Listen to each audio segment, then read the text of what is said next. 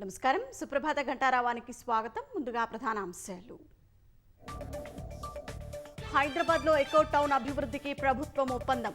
CM సమక్షంలో Japan సంస్థలతో అధికారుల సంతకాలు.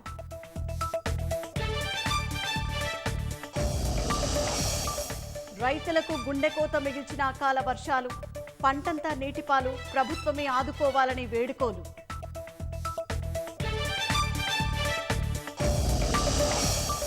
నష్టపోయిన రైతులను ప్రభుత్వం ఆదుకోవాలన్న బీఆర్ఎస్.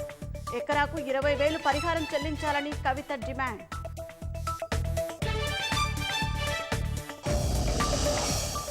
నేడు భారత పర్యటనకు రానున్న అమెరికా ఉపాధ్యక్షుడు. సాయంత్రం ప్రధాని నివాసంలో జేడీ వాన్స్ ద్వైపాక్షిక చర్చలు.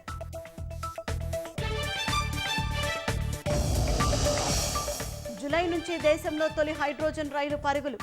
హర్యానాలోని జింద్ నుంచి సోనీపత్ మధ్య నడవనున్న అధికారులు.